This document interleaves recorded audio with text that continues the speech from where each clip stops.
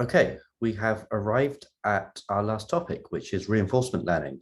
Um, so because of the nature of this course, I want to present reinforcement learning in a way which is probably not quite the standard way that it's most often presented, at least for machine learning people, students, but in a way that really emphasizes that reinforcement learning and game theory are really kind of adjacent subjects.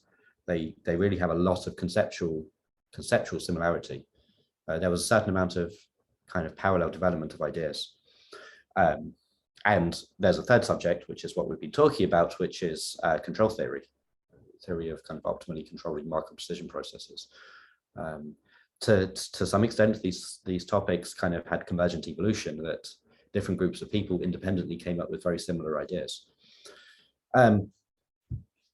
So here's the idea, at least from the perspective that I want to show it.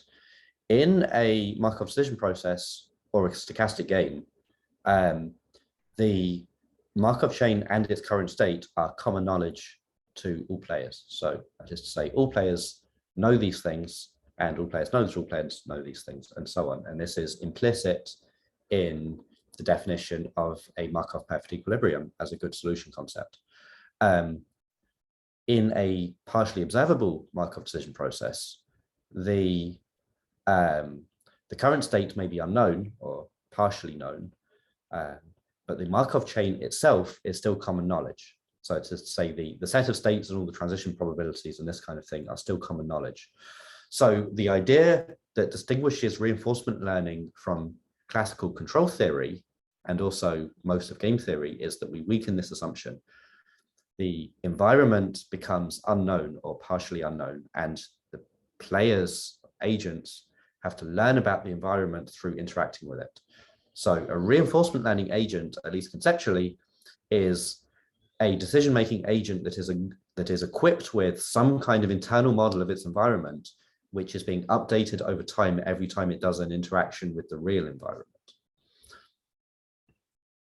Okay, because this is game theory and multi-agent systems is the official name of this course, we are partly interested in multi-agent reinforcement learning. So most commonly, reinforcement learning is applied for single objective optimization. So consider that many of the most famous use cases for reinforcement learning are single player games, are games in the real life sense. This is still single objective optimization, either because you're playing a single player game like Atari games, or it's a multi-player game like board games like Chess and Go, or computer games like StarCraft or Dota. These are still kind of one reinforcement learning agent whose single objective is to beat a bunch of human players. So in this case, in the latter case, the environment is going to consist of both the game and also a bunch of human players. But we can also have multi-agent reinforcement learning, where we have multiple reinforcement learning agents simultaneously interacting with some environment, and these agents can have different objectives.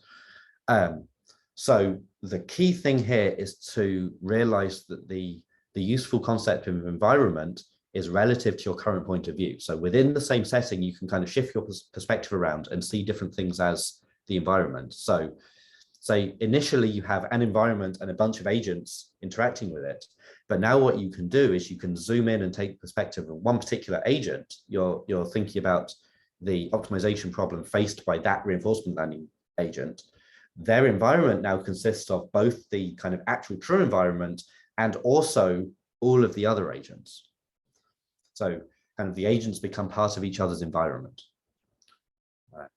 This also kind of makes sense if you think about human society, that our kind of social environment consists of some kind of truly natural things, but also a lot of each other.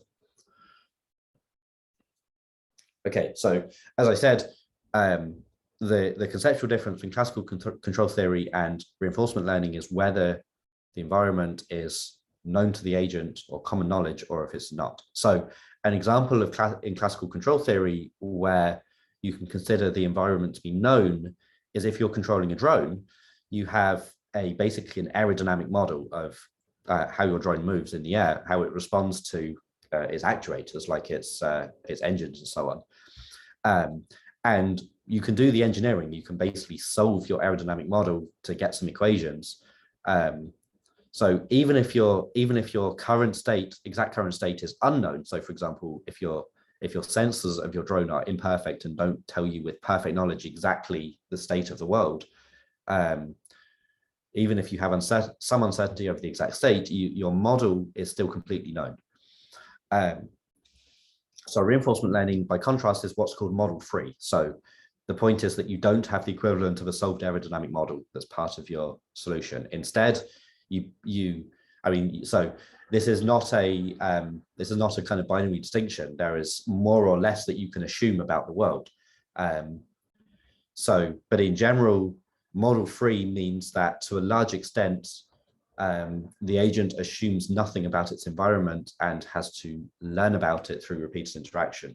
So from a game theory perspective, you can see this as a very extreme form of incomplete information, where the game that the agents are playing is potentially completely unknown. So the agents have to figure out what game they're playing by repeatedly playing it and then learning about what payoffs they get. Okay, as you can see, this is a bit of a conceptual video. I'm trying to give you some kind of high-level concepts, and we're going to get back into some equations in the remaining videos of this week. So traditionally, game theory has all been about kind of idealized equilibria and has had relatively little to say about how either humans or machines will actually play in real life, like what moves they will actually choose. It's not really a predictive theory. So, I mean, the study of these things do exist. For humans, this is what behavioral microeconomists partly do, is like study what human beings will actually do when facing strategic situations. And for machines, this is basically the part of the realm of AI, is deciding how should machines play games. This is AI going all the way back to Turing himself. Ask the question, how can we play chess, for example? And to be clear, this is not through lack of trying. Game theorists, since very early on, would really like to be able to answer this question. And this was a central question, but it just turns out to be extremely difficult. So I like to use the word theory of play to distinguish from game theory, so play theory, for this kind of not quite a field of the study of how moves are actually chosen, like what plays result from so kind of outside of equilibrium, what plays are actually chosen. This is a term I stole from a guy called Johan van Bentham, who is a philosopher who does very interesting work in intersection between game theory and mathematical logic.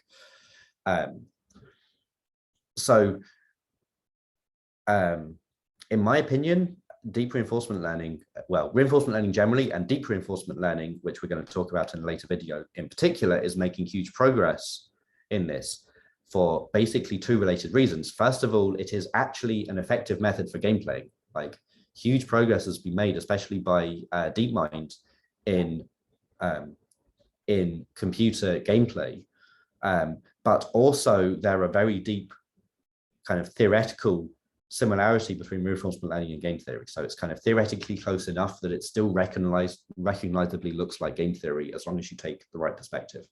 So this is a bit of a controversial opinion, but in my opinion, reinforcement learning represents something like the next stage of evolution of game theory, going beyond kind of static solution concepts and into the dynamics of how play actually happens.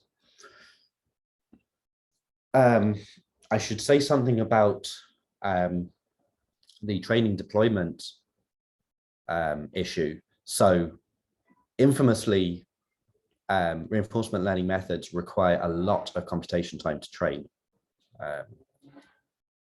versus other forms of machine learning. So typically, reinforcement learning algorithms are not trained in deployment, that is, interacting with the actual environment that they're designed for, but instead they're trained in a simulated environment where many simulations can be run extremely quickly. And then after training, the learned policy can be extracted and then deployed in the real environment. So typically, once it's deployed in the real environment, which might be the real world, it stops learning. It doesn't learn anymore. Although it could, you could continue learning, but typically reinforcement learning methods learn slowly.